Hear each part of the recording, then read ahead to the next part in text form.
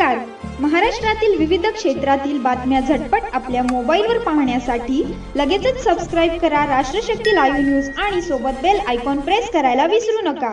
मी ते शेतामध्ये गेलो होतो ते फोटो काढायला सोलरचा.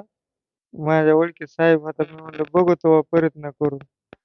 तर मग काय केलं, फोटो बिटो काढा. आणि ते बाई विधवा होती, तिने लगेच डायरेक्ट काढायला सुरू केलं फोटो काढा की. मग ते प्रकरण तिने घरी आली की ते दिराला आणि चुलत्या ह्यांना सांगितलं, सासऱ्याला त्यांना. आणि मग मला फोन यायला, आमच्या बहिणीचा ऊस लावायचा चालू होता. मी तिकडून आल्यावर ऊस लावला, दाबलं बेन. आणि पुन्हा मग फोन यायला लागला ना, मग मला म्हणले तू घरी ये. म्हणलं मी येतो येतो.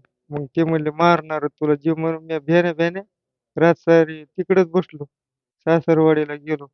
मग संध्याकाळी फोन लावायची मला, सकाळी लावली, ये म्हणले, काही नाही म्हणले, नुसतं बोलायचं ना. आलं घरी ते रोलानी त्यांनी मारायला सुरू केलं लाठीचार्जनी. संघ मोठे गटी गुन्हा दाखल करावा यांच्यामध्ये, मला न्याय मिळावा. माझ्या खिशात 50,000 होते, एक जणाची द्यायला आणलेली ते पडले.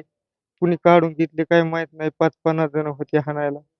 कुणी रॉडने हाणायचं, कुणी बल्ल्या हाणायचं, कुणी तसले मोठाले बल्ल्यावानी तसले रंदे काय म्हणते ते एक होते. 5-50 जण होते. कुणीच नव्हतं तिथं मला सहारा द्यायला. मी कसा वाचलो देवाच्या भरोश्यावर माहिती. आणि पुन्हा मग गाडी तिथंच आहे, माझी चावी पडली. हाणताना असे टंगडे हात बांधायचे, मग हात बांधून पाय बांधून हाणले, खालून हाणले ढोपराला, पाय हात बांधून.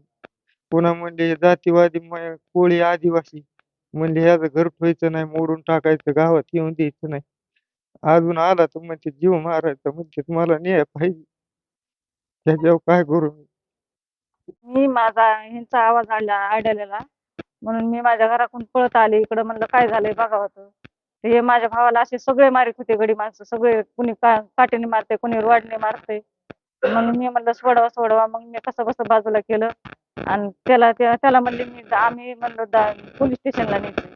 आणि पोलीस स्टेशनला नेते म्हणजे त्यांनी पिकअप बोलिलं, सगळे त्यांचे माणसं बया घेऊन ह्याला पिकअप मध्ये टाकलं. म्हणलं मला येऊ दे त्याच्यासोबत, मी त्याचं रक्त हे पुसते म्हणलं. मला त्यांनी कुणीच येऊन दिलं नाही. मला म्हणजे अजिबात यायचं नाही, आम्ही काय करतो तर करणार तर आमचे लेवरवर हात गेलेले आहेत, आमचं कुणी मालक नाही म्हणले. आम्ही एसपीला सांगत होतो, आम्ही असं करतो आम्ही तसं करतो. मला असं बोलायला लागली. मग मी यांच्या मागं दुसरी गाडी घेऊन यांच्या मागं गेले. म्हणलं याला काय करते काय नाही बघावं. आणि तिथं गेले पोलीस स्टेशन मध्ये तरवाड्यात. तिथं तिथं बसलेले होते आणि हे दिसत ना मला कुठे इथं. तर मी गेले आणि म्हणलं चौकशी करावं साहेबांना, त्या पोलीस साहेबाला. मग त्यांना बोलले, म्हणलं असं असं आहे हो, माझाच भाऊ आहे म्हणलं, ते त्याला लय मारहाण केली म्हणलं. आणि ते कुठं येतं ते म्हणले त्याला दवाखान्यात नेले. आणि मग म्हणलं त्याच्या आता मागणी, मग ह्याला एवढं मारलंय, हे कशामुळे मारलंय, त्यांचं गुन्हा असला तर गुन्हा बघायचा ना त्यांनी, मग मारायचं डायरेक्ट कशाला. हा, ते माझ्यासोबत काल दिवसभर ऊस जावायला होता रानात. आणि काल पैसे आणायला, माझे पाईपलाईन फुटली म्हणून पैसे आणायला गेला सासरवाडीला. तर म्हणले तू लवकर ये सकाळी, म्हणले तुला बोलायचंय. त्याला बोलायचं म्हणून बोलून घेतलं आणि लगेच सगळे तयार होते मारायला. त्याला मारहाण सुरू केली लगेच. आणि